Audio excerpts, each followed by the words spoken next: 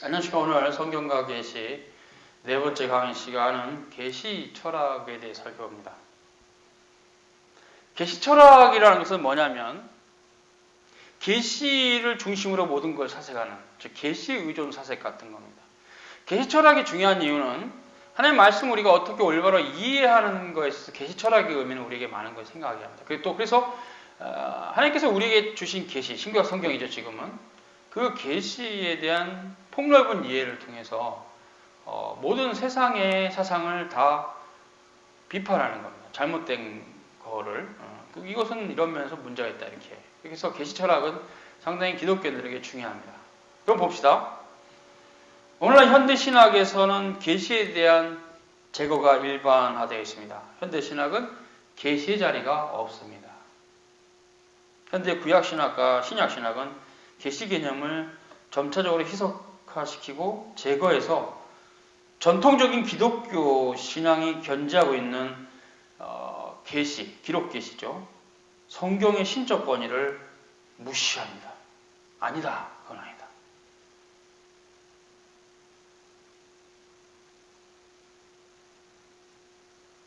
그래서 이제 이런 분들, 지난번에 얘기했지만 독일의 자유주의신학자들이 대표적인데, 그냥 성경을 구약 이스라엘 백성들의 문학 작품으로 봐요. 심각한 거죠. 그래서 현대 신학의 계시 개념은 보편적 종교가 가지고 있는 계시 개념과도 다르지만 더 기독교 계시 개념과도 전혀 다릅니다.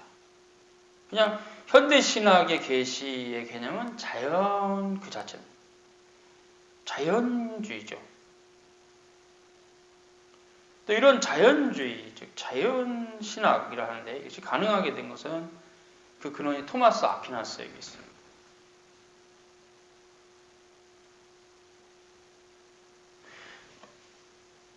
그냥 이렇게 인간의 이성으로서 신학을 하는 겁니다. 하나님의 존재 믿지 않아요. 그냥 뭐 신이 만물이다 이런 개념이죠. 범신론이죠. 실은 독일의 자유주의 신학은 스캔을 쫙 하고 대충 답을 딱 내면 범신론이에요. 신의 존재를 믿지 않고 그냥 자연이 신이지 않냐 이런 식으로. 근데 이런 신학의 발전의 뿌리가 있는데요. 그것은 뭐냐면 르네상스입니다.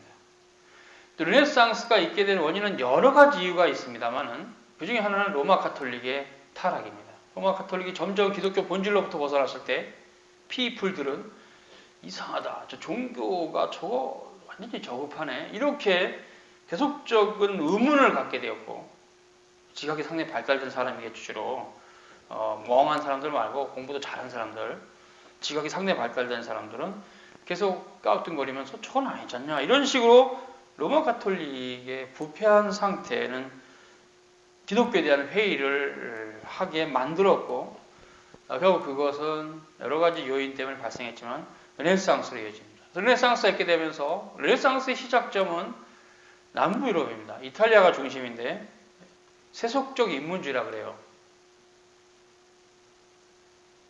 고대 그리스의 이교도적인 그런 철학을 연구합니다. 그때의 세계관으로 기독교를 격파시켜요. 이들이. 그래서 새롭게 자연과 만물을 바라보기 시작합니다. 이것이 르네상스 운동의 시작이에요.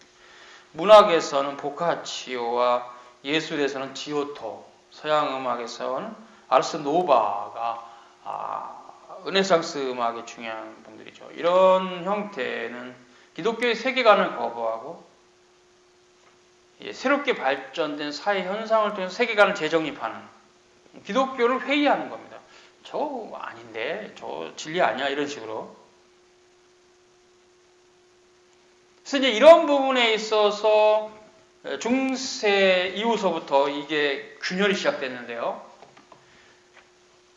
그 교회사 가운데 살피면 중세에서 특별하게 이건 중세 유럽의 역사이기도 하지만 십자군 운동이 대표적입니다. 십자군 운동이 일어나면서 십자군 운동의 실패로 인해서 피플들이 이렇게 생각한 거예요. 카톨릭을. 아니다 생각한 거예요. 카톨릭에 대해서. 그래서 그 이후부터 교황권이 뚝 떨어지면서 함께 기독교의 어떤 그런 탄탄했던 구조, 하나님이 만물을 다스린다 이런 구조들도 계속 의심을 받기 시작했어요. 교회의 몰락과 무관하지 않아요. 이런 세속주의의 발흥은.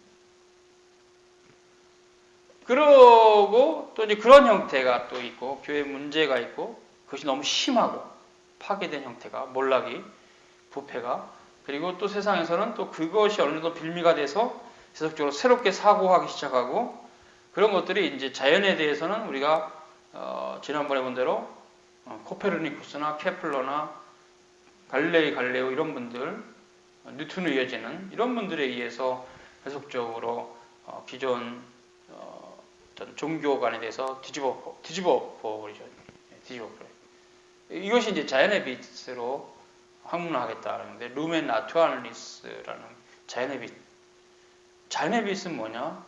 르네 데카르트에 의하면 사상의 기저예요. 그것이 이제 나는 생각한다, 고로 존재한다.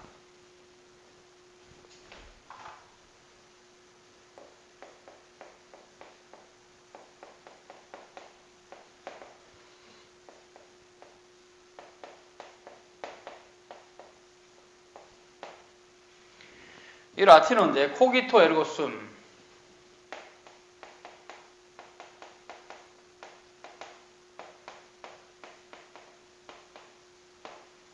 코기토가 내가 생각하는 뜻입니다. 에르고는 그러므로 숨은 나는 있다 이런 뜻입니다. 숨.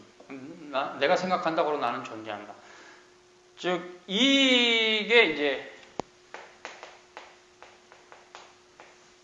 합리주의로 나가고요. 이성주의로 나가죠. 이성의 판단이 모든 것이다. 나의 판단으로 진리는 내가 드러낼 수가 있다. 이런 형태가 있게 돼요. 이게 심각한 문제로 대두가 되죠. 그 시작점이 르네 데카르트입니다. 근데 그런 형태는 다 결합되어 있어요. 분리적이진 않습니다. 코페르니쿠스나 케플러나 갈릴레오나 이런 분들의 어떤 과학에서의 어떤 업적들과 또 그런 업적들을 사색하면서 철학적으로 갔던 업적들이 있어요. 그 대표적인 분이 데카르트입니다. 나는 생각한다, 고로 존재한다.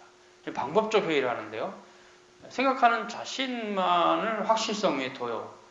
그걸 다 비판해요. 이성주의죠. 그러니까 기존에 우리가 믿었던 모든 교회 전통도 다 부정해버리니까 결국 진리를 알 수 있는 유일한 이제 수단은 이성백경, 이성주의죠. 합리주의를 합니다, 이게. 이게 나중에 이제 18세기 계몽주의로 나아가면서 독일의 자유주의 신학으로 나아갑니다. 그때 데카르트가 봤던 이성은 수학적 이성입니다.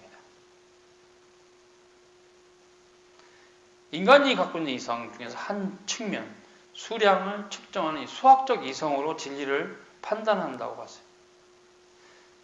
그래서 자명한 이성으로 판명하여진 것이 진리다 이렇게 생각했어요. 인간의 이성의 포괄성을 거의 제거하고 오직 수학적 이성, 라틴어로 마테마티케 라티오라고 합니다.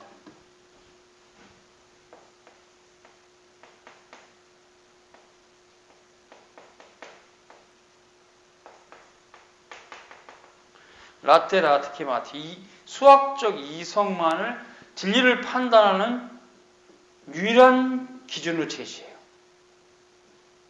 그래서 진리에 대한 객관성, 객체성, 오브젝티브라고 하는데요. 이 객체성을 버리고 주관성으로 나아갑니다. 그걸 수브젝티브라고 해요. 주관주의적인 학문의 방법론을 데카르트가 개진합니다. 뭐 시대적 배경도 물론 있죠. 그 시대가 이미 고대 권위들이 무너져가고 있었고 아리스토텔레스 철학에 영향받은 아퀴나스의 철학이 점점 좀 난제를 해결하지 못한 형태가 있어서 이런 형태가 아퀴나스의 이원적인 초자연에 비친 계시와 자연에 비친 이성 이런 형태가 결국 자연에 비친 이성을 독자적으로 끌고 갈 수 있는 사상적 배경을 오히려 아퀴나스가 줬어요. 그래서 이제 점점 계시로부터 인간 영역이 자율적인 영역을 구축하면서 어떻게 했습니까? 계시를 무시해버린 거죠. 계시 보고 나 이해 안 된다. 그럼 자기가 이해 안 되면 되는 거예요. 그건 이제 아닌 거예요. 진리가. 자기가 이해 안 되면.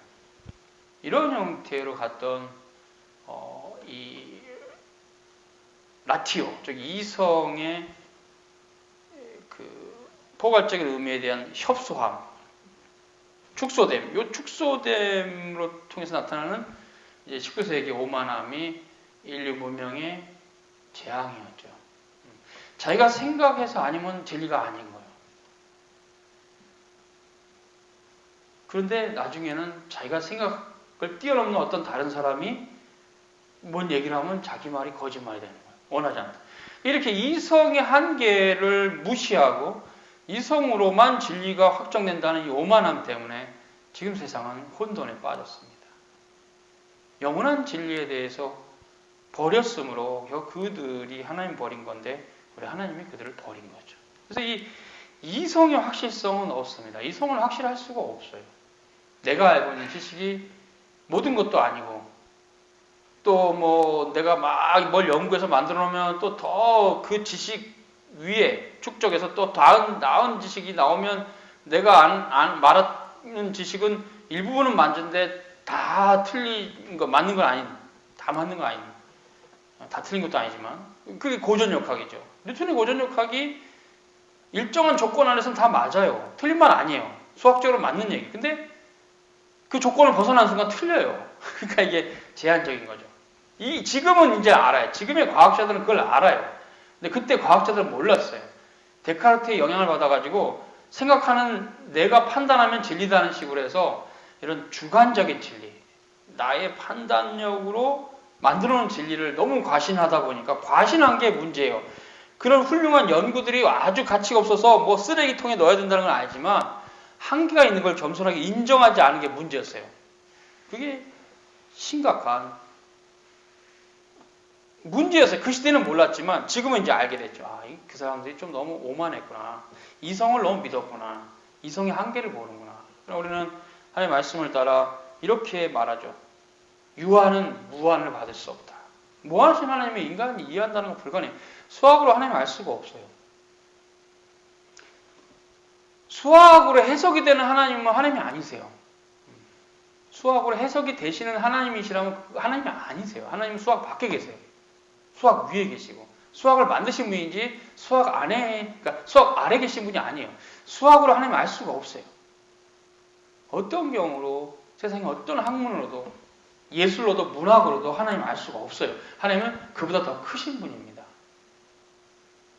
개미가 인간의 전체 모습을 그림으로 그리지 못하듯이 인간이 하나님이 어떤 분인지 알 수 없어요.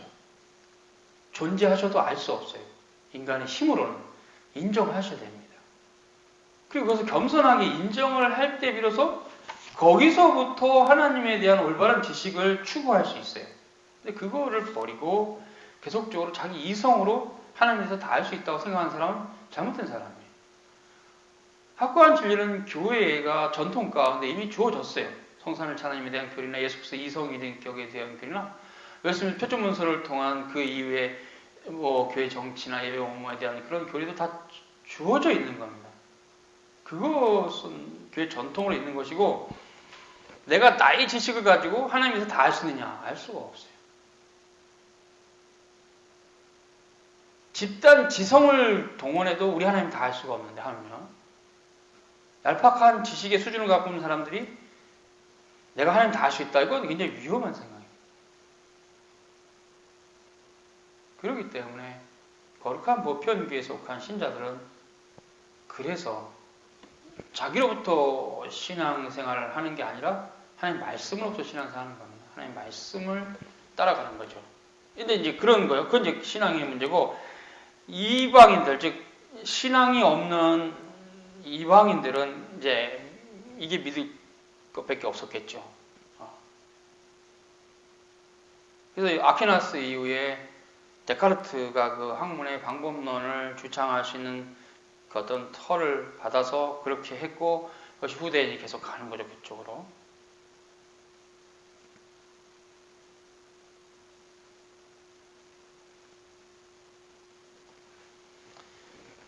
아퀴나스가 이런 말을 했어요. 우리들의 인식은 감각에서 시작되는 것이기 때문에 인간이 감각적인 것을 거쳐 초감각적인 것을 이르게 되는 것은 자연스러운 일이다. 거짓말입니다. 하나님의 은총이 없으면 부속 계시는 깨달아 알 수가 있는 게 아니에요. 성령으로만 하늘나라에 대한 중생의 도리는 성령의 능력으로만 알 수 있어요. 근데 아퀴나스는 이렇게 인간의 그 어떤 이성의 능력으로 하나님을 알 수 있다고 이렇게 잘못 얘기한 거예요. 감각적인 것을 거쳐서 초감각으로 자연스럽게 나아갈 수 있다. 아닙니다. 못 나갑니다. 누구든지 거듭나지 아니하면 하늘나라에 들어갈 수 없다. 예수님 말씀 그대로입니다. 그 말씀 그대로 해석하면 중생하지 않으면 하나님에 대한 지식을 깨달을 수가 없다. 안 되는 거예요. 이게 감각적인 것을 열심히, 그러니까 학문을 열심히 공부하면 과학의 지식이 정말 타의 추정을 불할 정도로 굉장히 깊어지면 성삼위일체 하나님을 알 수가 있는가? 알 수 없습니다. 알 수 없습니다. 자연과학의 깊이 있는 이해가 성삼위일체 하나님을 아는 거하고 아무 상관없어요. 성삼위일체 하나님을 알 수 있는 유일한 길은 우리 편에서 없어요. 하나님 그분 자신 우리에게 찾아오셔서 만나주시고 우리에게 자신을 계시하셔야만 비로소 알 수 있어요. 믿음으로만 알 수 있어요. 그래서 그 믿음조차도 하나님의 노론, 헬라어로 노론, 선물입니다. 영어로 기프트. 선물이에요. 전적인 은총이에요. 뭔 인간이 열심히 공부하면 감각적인 대상을 초감각으로 자연스럽게 나간다라는 이런 아퀴나스의 이론은 거짓말이에요. 성경적으로 봤을 때는. 아닙니다. 이건 굉장한 단절이 있어요. 인식의 감각을 통해서 자연을 어느 정도 해석할 수 있으나 왜 비가 오는지, 왜 바람이 부는지, 왜 태풍이 부는지 이런 걸 알 수 있으나 하나님은 알 수는 없어요. 감각을 뛰어넘는 영원한 세상은 알 수가 없어요. 예수 그리스도의 보혈의 공로 외에는, 믿음으로 외에는. 이게 단절이 있어요. 근데 아퀴나스는 이걸 모르는 거예요. 이것이 이분의 어두움이에요. 하나님 말씀 모르는 거죠. 정말 모르는 거죠. 그럴 수 없어요. 근데 이분이 왜 이렇게 됐냐면 아리스토텔레스 철학에 굉장히 매료됐어요. 그래서 아리스토텔레스의 철학의 방법론에 따라서 이렇게 철학적으로 신학을 규명해 버렸어요. 이것이 이분의 어두움입니다.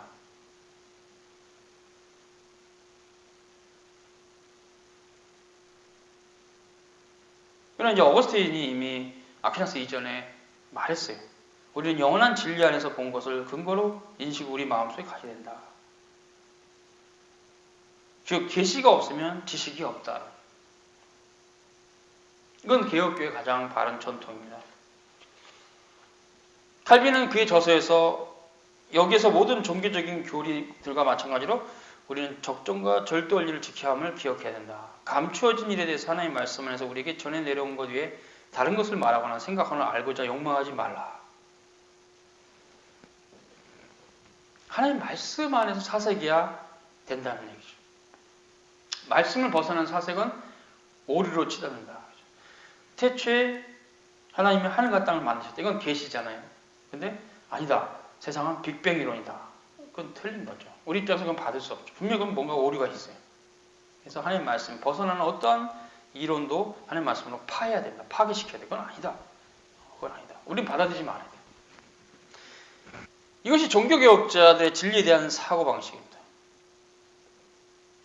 계시 의존 사색이죠.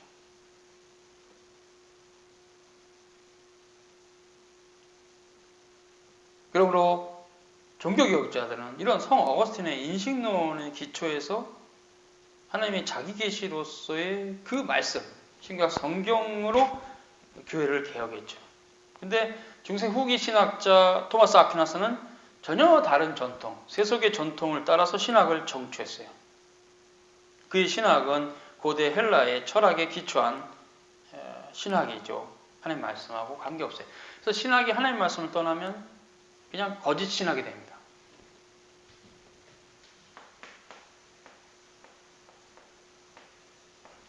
영어로 신학을 theology라 그래요. 이 어원을 보면 알아요.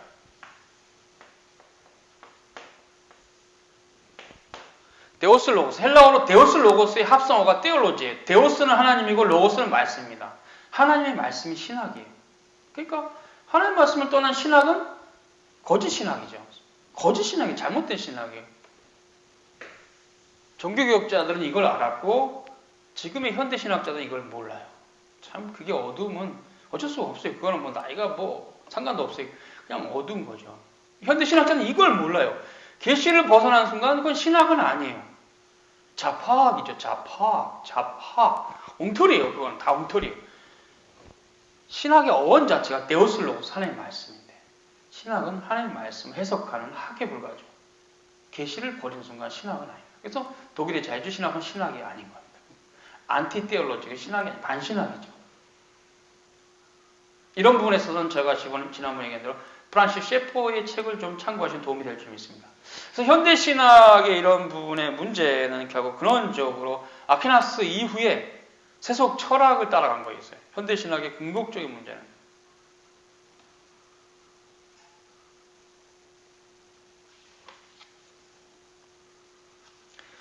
그리고 그것은 이제 후대에 계속적으로 가는데요. 오늘은 여기까지 합니다. 이 계시철학의 내용이 더 계속 가야 되기 때문에 1시간 안에 다 할 수 없고 조금 그치고 또 설명을 드리니까 오늘 여기까지입니다. 수고하셨습니다.